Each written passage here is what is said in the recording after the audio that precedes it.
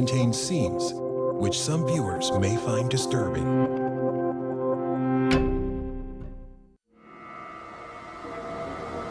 Two months after 9/11. Get out of it! Get out of it! A passenger jet The house started vibrating. slams into Queens, New York. The whole street was covered in flames. 265 people are dead. What the hell happened? I will never forget this. It looked just like September 11th. We asked for air cover. New York City has that. Many fear the crash is no accident. Everybody thought it was a terrorist attack. This was probably the most complex investigation that I had ever directed. It came in fast and steep. Let's hope it's not what we think. Mayday, mayday.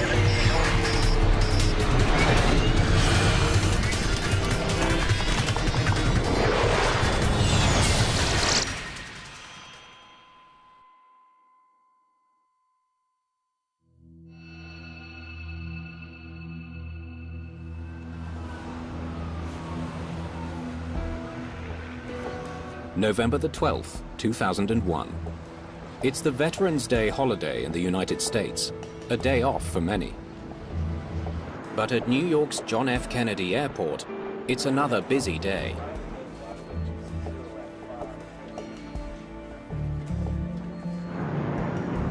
American Airlines Flight 587 is carrying 251 passengers en route to the Caribbean. I always pack too much.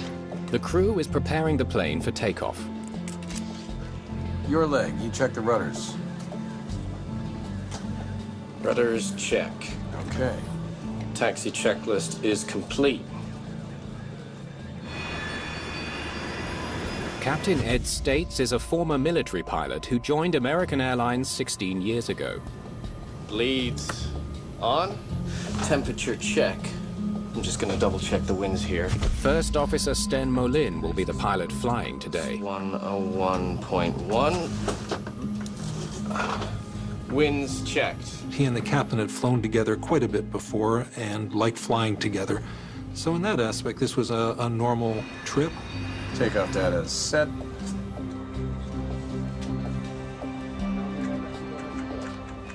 American 587, follow Japan Air, Boeing 747 ahead. Follow Japan Air, American 587. Well, ladies and gentlemen, at long Last, we're number 2 for takeoff. Immediately after takeoff, we'll be in a left-hand turn, heading for the shoreline. About 2 or 3 minutes, it'll be our turn to go. Flight 587's flight plan takes it out over New York's Jamaica Bay before heading south to the Dominican Republic. Everyone on board is looking forward to swapping the bleak November weather for the heat of the Caribbean. One passenger has even more reason to be thankful. 2 months ago, on September the 11th, Hilda Mayor survived the attack on New York's World Trade Center.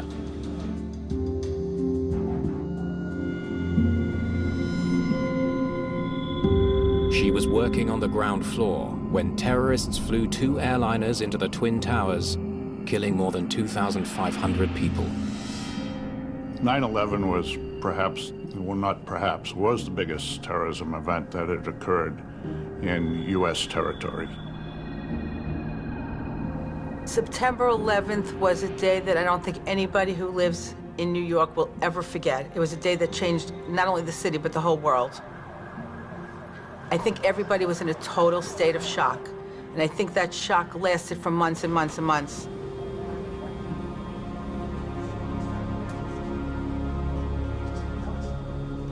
American 587, Kennedy Tower. Caution, wake turbulence, runway 31 left. Taxi into position and hold. flight attendants, prepare for takeoff, please. You have the airplane. The captain indicated the first officer would be the flying pilot on this leg. The captain designated him to fly the flight. That's routine. It's the captain's choice. American 587, runway 31 left, cleared for takeoff. The first officer asks about their distance behind the plane that just took off. You happy with that distance? We'll be all right once we get rolling. He's supposed to be 5 miles by the time we're airborne. That's the idea. So you're happy? Lights? Yeah, lights are on. Takeoff checks complete. I'm on the roll.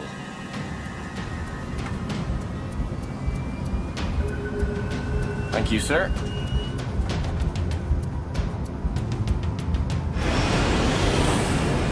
They perform the takeoff. It's all done professionally. It's all done by standard procedures. V1. Rotate. Flight 587 lifts off at 9:14 a.m.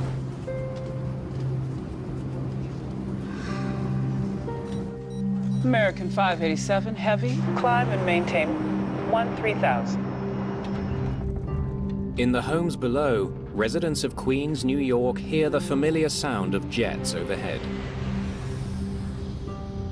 Planes, take off and land. They fly right over the peninsula every 45 seconds. It was just a normal thing. A patch of turbulence rocks the plane. Oh boy. Max power. You all right? Yeah, I'm fine. Hang on to it, hang on to it. Let's go for power, please. 2,300 feet above the ground. Disaster strikes.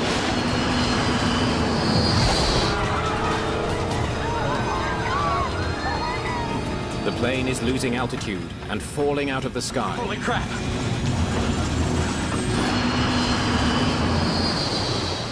There are 31,000 kilograms of flammable jet fuel on board. What the hell are we into? And the plane is heading straight for the houses of Queens, New York. The sound at first was just a normal airplane flying above. I was still in bed, kind of half sleeping, half awake. As it started to get louder, that's when you felt a little vibration. We're stuck in it! Tower, look to the south. There's an aircraft crashing. Airplane going down. Get out of it! Get out of it! Get out of it!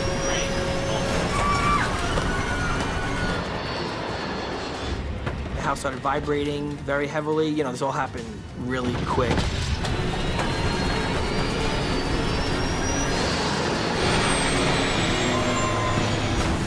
The fuel ignites a massive fireball, engulfing several homes.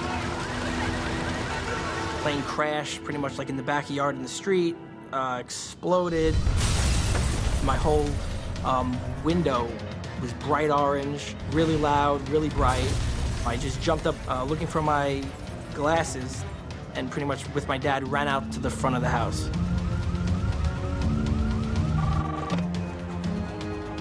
Are you missing any flights? American Airlines Flight 587. We ran out the front door. All I could see, because I didn't have my glasses, I couldn't find my glasses. The whole street was covered in flames. My whole side of my house was covered in flames, and there was just black smoke billowing up, like really high. What the hell happened? I remember looking back into my house, and the whole kitchen area was just black. It was all thick black smoke already. Fire rips through the quiet neighborhood, and a city still in shock from the events of 9/11 is plunged back into fear and chaos. See my eyes and I scream, everybody go out! Fish back up. It looks like a war zone. Jason's mother, Lois, is driving to work when she gets the most terrifying call of her life. My husband was screaming hysterically into the phone, "The house is burning down, the house is burning down, come home." And in those moments, I went into a state of panic, thinking I didn't know where Jason was. I drove towards Rockaway, and I will never forget this. It looked just like September 11th. All I saw was the black smoke and the flames for like what looked like a mile. The whole area looked like it was on fire. And I realized that my house was like gone. And I was just I was in total shock. We're over here! I heard Mark and Jason scream, "We're over here." And I turned around and I saw them and I ran over and I almost fainted. Then I remembered screaming to them, "What happened?" And they're telling me a plane crashed. The horrific scene seems to echo the events of September the 11th. All 260 people on board the plane are dead, as well as 5 people on the ground. Everybody thought it was a terrorist attack. Many people fear the worst.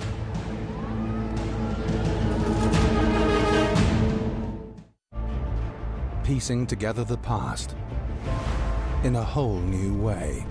I had bullets come so close to me I could feel the wind from it. Key battlegrounds. These guns were what Belfast was all about. Brought to life using aerial reconnaissance and archive footage. The photograph doesn't lie. We reconstruct pivotal moments from a new perspective. The new series, World War II Secrets from Above, on National Geographic.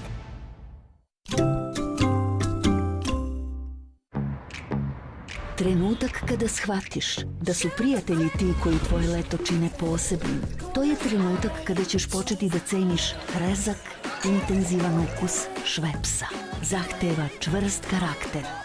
Moja snaga počinje iznutra. Pantene Miracle Serum sa jedinstvenom prove formulom, sada obogaćen kolagenom, prodire u 3 sloja vlasi i obnavlja snagu kose. Moja kosa je 3 puta jača, jer kada Pantene prodre u kosu, boja snaga postaje vidljiva. Učini svoju omiljenu kafu kremastijom uz naš organski napitak. Probaj Boombox. Začas o vas. Zašto Vileda?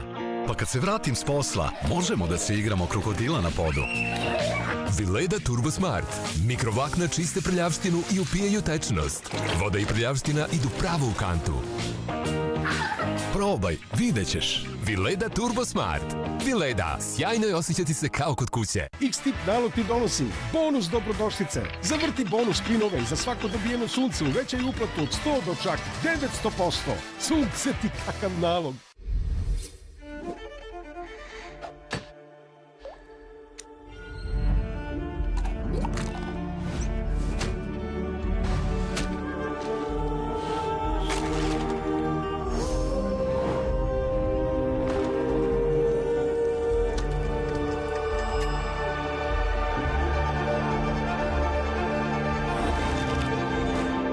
Osjeti snagu inspiracije.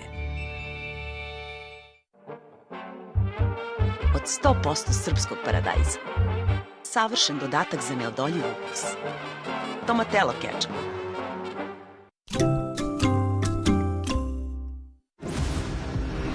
These fish have been around for 100 million years. We'll have the choice whether we preserve those fish or we let them go extinct. Cyril Shake and his team face an upstream battle. Their mission, find the giants, protect their future. With millions of years of survival on the line, can we save the last of the giants, wild fish, on National Geographic? The following program contains scenes which some viewers may find disturbing. After learning a plane has crashed into Queens, New York, Mayor Rudy Giuliani tries to reassure the public. Just talked to President Bush and we talked to his chief of staff. We asked for air cover. New York City has that. The airports have been closed for a while. And I talked to the governor, and just as a precaution, we're going to close the bridges and tunnels for an hour or two. I thought it was a terrorist attack because I couldn't imagine a plane just falling out of the sky. Why would anybody want to crash a plane into Rockaway? For the second time in 2 months, New York airports are closed. All flights are grounded, stranding thousands of terrified passengers. Fearing the crash is another act of terrorism, the FBI immediately sends a team of agents to investigate. Send anyone who saw what happened over to me, okay? Barry Maughan is the assistant director of the FBI's field office in New York City. 8 weeks earlier, he was at the scene when the World Trade Center collapsed. He pulled his team out just before the Twin Towers came down. We were still heavily involved in the investigation of 9/11. So when I heard about it, I immediately got concerned as to, was this another terrorist attack? But the FBI isn't working alone. This is first and foremost a plane crash. This investigation is being led by the National Transportation Safety Board to make sure that the facts are are fully known to the American people. The NTSB sends its own team of experts to Queens. They face a daunting challenge: a passenger plane and 4 houses demolished. The 2 agencies are searching for clues that are going to be very hard to find.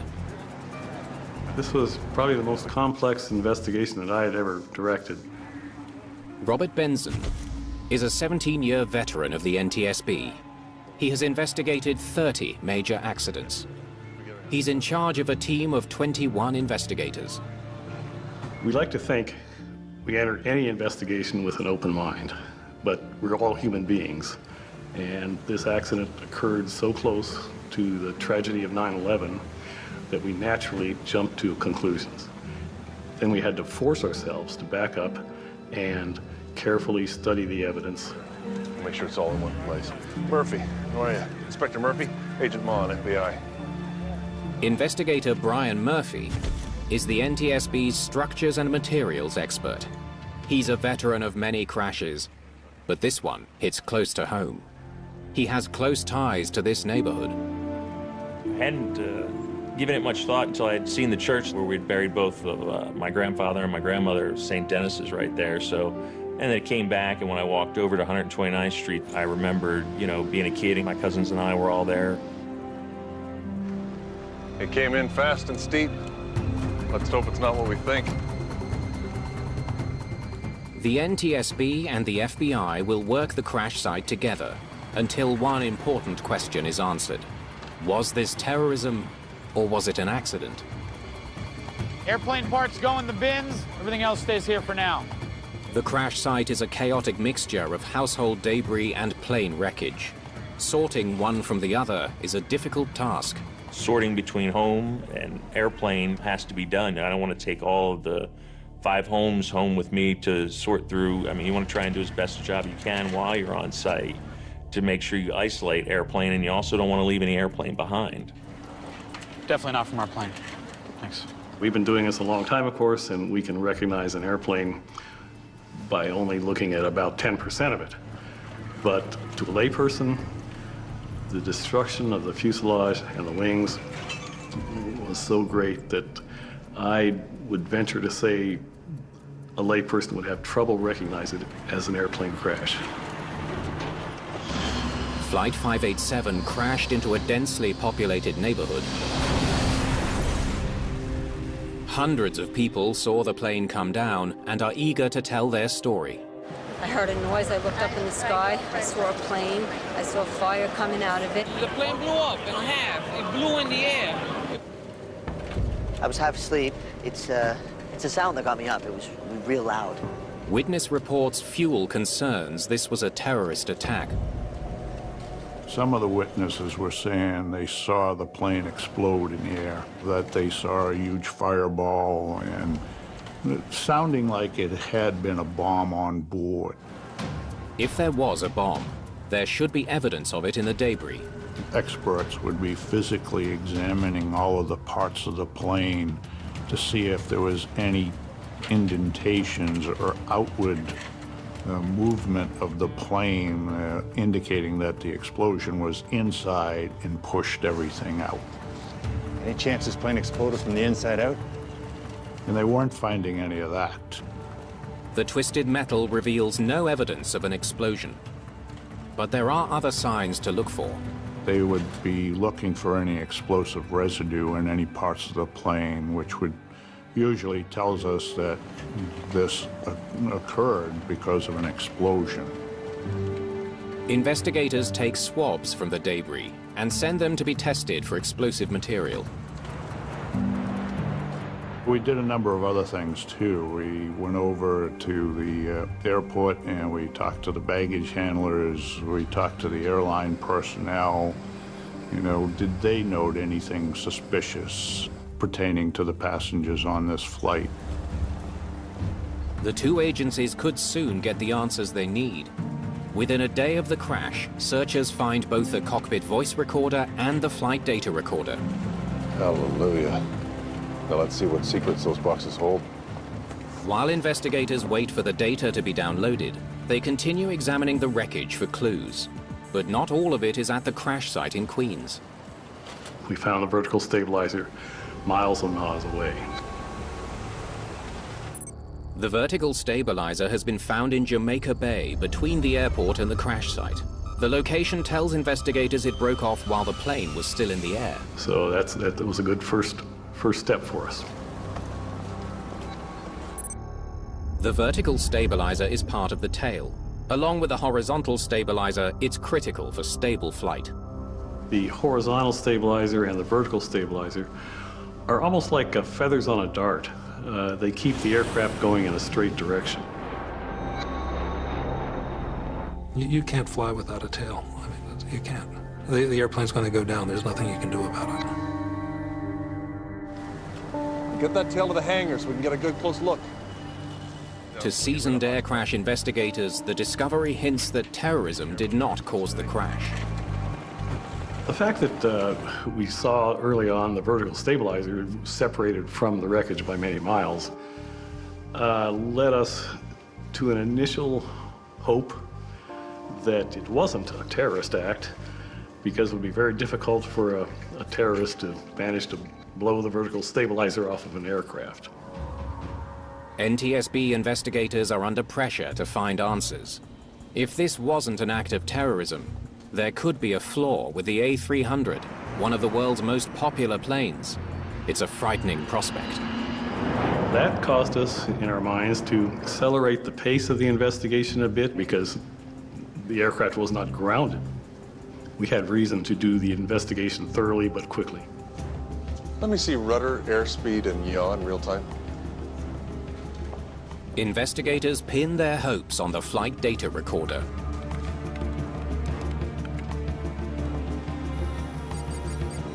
They immediately notice something unusual.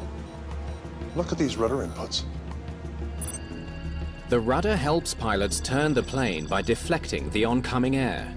The more it pivots, the more the air is deflected and the sharper the turn. What is going on? From the flight data recorder, we discovered that the rudder had been moved back and forth rapidly several times. We didn't know why. Could have been caused by the pilots, one or both perhaps, reacting to something. Investigators are intrigued. It looks like the pilots were having trouble controlling the plane during the last 30 seconds of the flight. A few seconds later, the plane pitches down suddenly and accelerates. The dramatic motion can only mean one thing. This is the moment the tail came off the plane. Here they go with the rudder, and then 7 seconds later, the stabilizer snaps off. I don't get it. Investigators hope the plane's cockpit voice recorder will tell them why the pilots were having so much trouble controlling their plane. You ready to go? And why the plane's tail came off in midair. The CVR is an amazing device. It's a digital tape recorder that records all noises in the cockpit and noises even some outside the cockpit. They listen to the last few moments of the flight. If a bomb brought down the plane, they should hear the sound of the explosion. Little wake turbulence, huh? Yeah. Investigators listen as the pilots discuss hitting the wake from another plane. It seems Molin wants more speed to help them fly through it. 250 knots, thank you. Max power. You all right? Yeah, I'm fine. Hang on to it. The investigators listen for the sound of an explosion. We heard loud pops and snaps, and especially loud noise. 1558. That's the tail coming off. They match the timing of that sound to the FDR data. And we could pinpoint exactly to the second when the vertical stabilizer came off. Holy crap! What the hell are we into? We're stuck in it! Get out of it! Get out of it! Get out of it! Onboard explosions also have a distinct sound pulse. I didn't hear anything that sounded like a bomb. And we didn't hear that on the CVR. There's nothing on the recording to indicate a bomb exploded on the plane. Not only that, but lab results confirm there's no trace of explosives on any of the debris. No signs of an incendiary device being on board, no claims of credit, no suspicious activity either at the airport or even with the passengers themselves. Nothing on the flight recorder? No explosion. This was in all likelihood either a mechanical error or a pilot error. I'm not surprised. It seems consistent with what we're finding.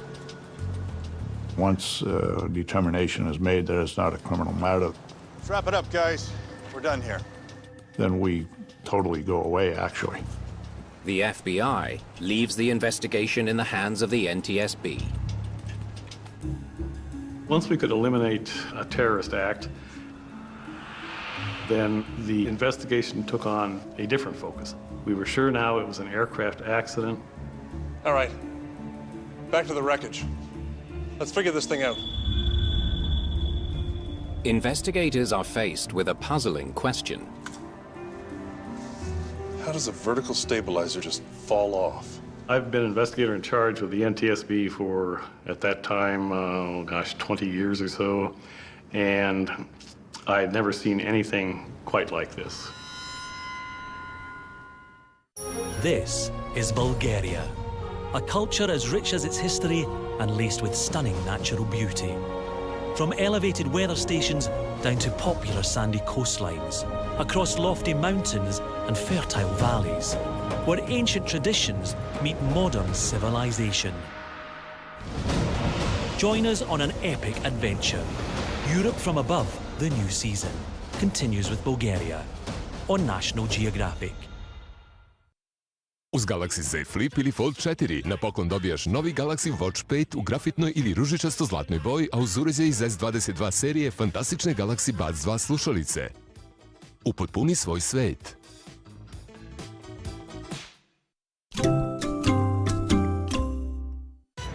Aplikacija Glovo ti daje jedinstvenu moć. Moć da naručiš šta god poželiš. Na primer, grickalice da zabava potraje. Ili dobar suši i iznenađenje romantičnom večerom.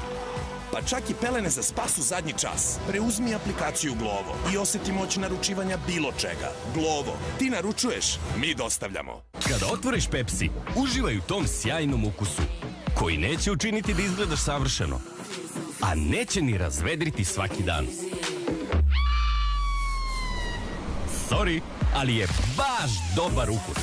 I to je jedino što je važno. Zato ne slušaj šta drugi govore i prati svoj ukus. Učini svoju omiljenu kafu kremastijom uz naš organski napitak. Probaj Boombox. Začas Ovas. Za vas, kojima je svaki sledeći korak od 1000 milja. Cash kredit NLB Komercijalne banke. Jednostavno, brzo, online ili u ekspozituri. Za sve što dolazi. NLB Komercijalna banka.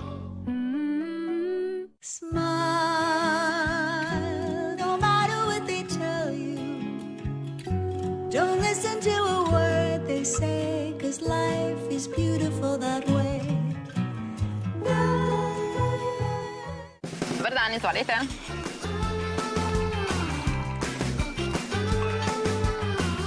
Ja sam Milana i počinjem iz Meka. Pridruži nam se, počni i ti. Prijavi se na mcdonalds.rs.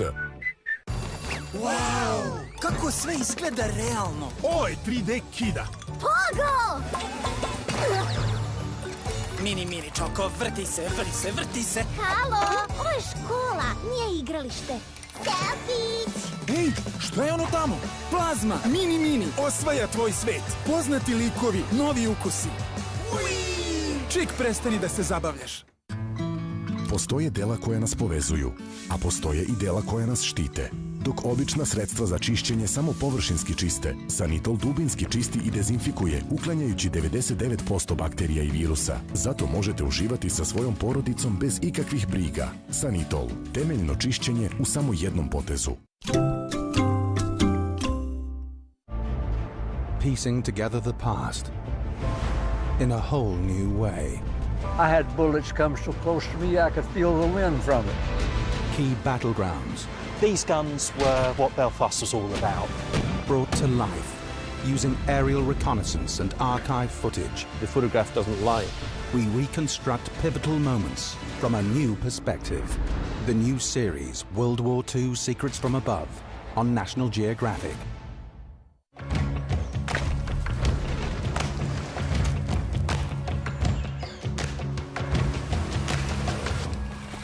Look at it. That's scary. This is incredible. Wow. A new season, Primal Survivor, Mighty Mekong, on National Geographic. The following program contains scenes which some viewers may find disturbing.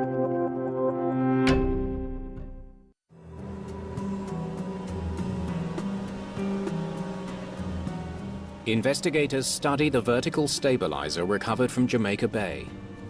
They look for any clues that might explain why it broke off. Here's a case where the vertical stabilizer failed during a routine flight.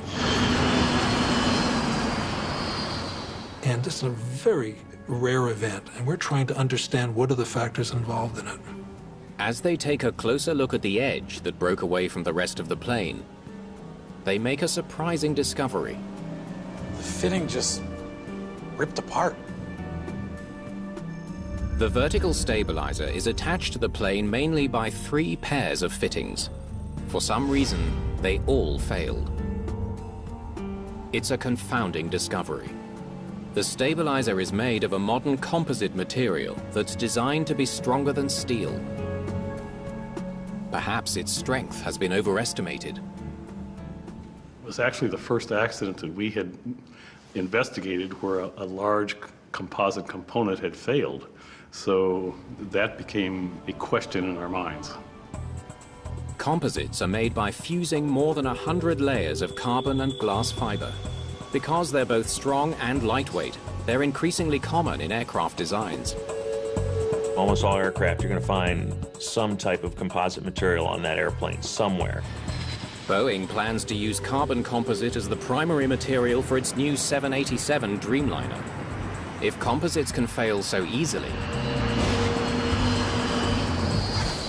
it could jeopardize the lives of thousands of people and cripple the airline industry. If it was a structural failure, it would affect not only the accident aircraft, but the entire Airbus A300 fleet.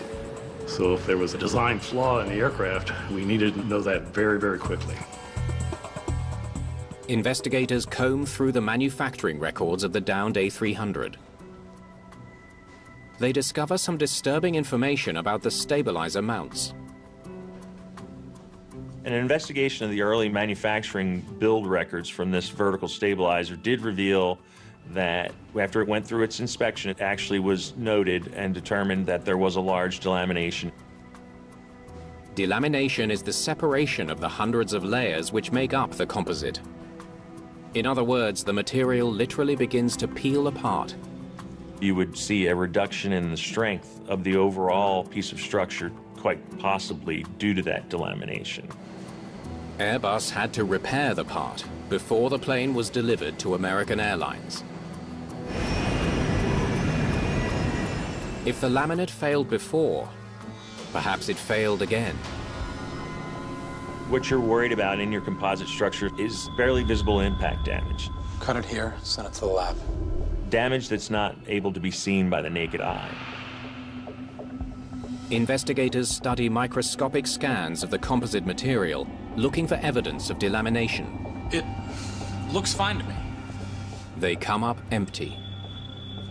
There's no sign that the composite is peeling apart.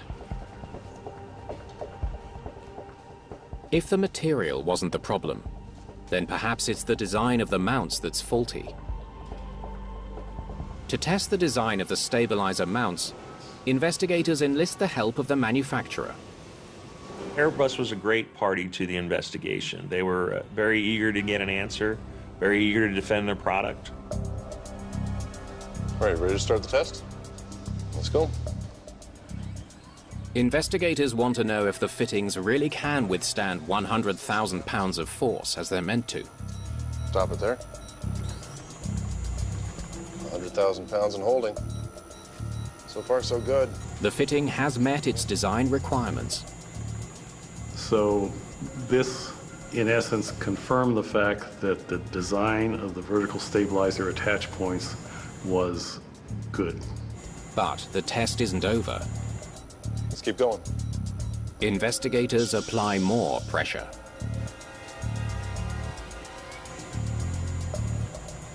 That's 150,000.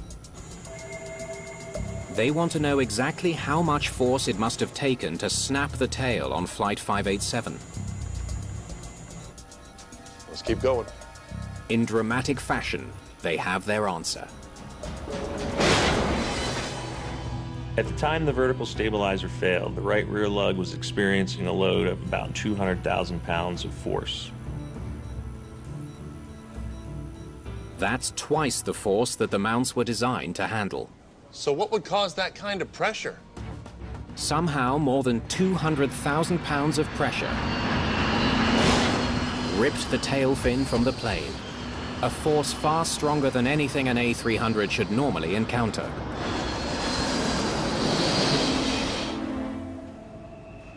We knew, of course, from listening to the air traffic control tapes that the accident aircraft took off a minute and a half or 2 minutes after a JAL, Japanese airline, Boeing 747. A little bit of wake turbulence, huh? Yeah. The captain, he says, a little wake turbulence, huh? Could that turbulence have been strong enough to tear the tail from the plane? What the hell are we into? Wake turbulence is caused by the movement of air over and under the wing. When the two streams of air meet at the wingtips, they combine to create a powerful vortex that trails behind the plane. So you can almost imagine two tornadoes coming off the wingtips of an airplane. The effects of wake turbulence vary upon the size of the aircraft encountering the turbulence.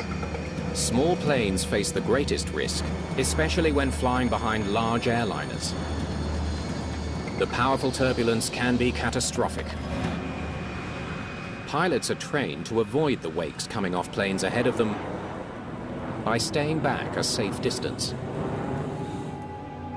Investigators wonder if the pilots of Flight 587 miscalculated that distance as they waited to take off behind a jumbo jet. Japan Airlines 47 Heavy, runway 31 left, cleared for takeoff. The JAL flight took off at 11 minutes after 9. American 587, Kennedy Tower. Caution, wake turbulence, runway 31 left. Taxi into position and hold. You have the airplane. They had been cautioned about wake turbulence behind the 747 by air traffic, so they would all have been aware of it. A minute and a half later, Flight 587 was cleared to take off in the same direction. American 587, runway 31 left, cleared for takeoff. Investigators know the first officer was concerned about their distance from the 747. You happy with that distance? We'll be okay once we get rolling. He's supposed to be 5 miles by the time we're airborne. That's the idea. So you're happy? Lights? Maybe they got too close. If the pilots misjudged the distance to the plane ahead, I'm on the roll. Airport radar information should reveal their mistake. Investigators plot the paths and distance of the two planes. Never closer than 5 miles. They should have been fine. Their calculations show that Flight 587 was flying at a safe distance. The wake should be too weak to be dangerous. The separation was entirely within Federal Aviation Administration regulations. But after they hit the wake, the tail falls off. Was this some kind of super wake? Our job then became to figure out how strong the wakes were. Many factors can influence the intensity and direction of wake turbulence, the strongest of which is weather. Weather and wake turbulence go hand in hand in a sense. In fact, Wake turbulence is almost a weather phenomenon. I mean, it's air movement. In a perfectly calm wind condition, for instance, the wake turbulence off of an aircraft goes straight back and affects anything straight behind it. If you have a crosswind, the wakes off the tips of the wings actually blow with the wind. They remain rotating, but they move. Winds were just 11 knots. Investigators discover that there was very little wind as Flight 587 took off. That may have made things worse. There was no wind to help dissipate the vortex.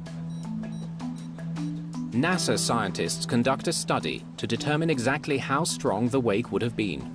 They said at the time of the encounter by the accident aircraft, the wake from the 747 had dissipated 20 to 40% or so. The vertical stabilizer can withstand almost 200,000 pounds of bending force. Even at full strength, the wake from a 747 should not be strong enough to snap the tail off an A300. At 80% of its strength, it could not have done any damage at all. Not even close to what it would take to rip the tail off an Airbus. Investigators return to the best clue they have, the unusual rudder movements. 11 degrees left. 11 degrees right. We saw the rudder go back and forth to its maximum deflection several times very, very rapidly. As of this point, we still didn't know why, but that was something that raised our eyebrows. 11 degrees left. 11 degrees right. Could he have ripped the tail off his own plane? We need to determine whether that particular motion would be violent enough to snap the vertical stabilizer off. Normally, pilots only move the rudder a couple of degrees in either direction to steer the plane. Investigators wonder if the extreme rudder movements on Flight 587 created the aerodynamic force needed to tear the stabilizer off. You ready?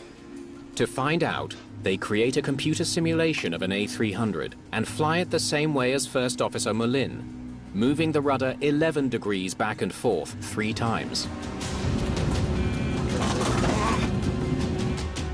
With each rudder deflection, the aerodynamic loads on the tail increase.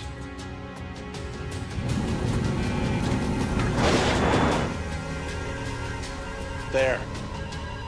That would have done it. And it was those increasing loads that caused this.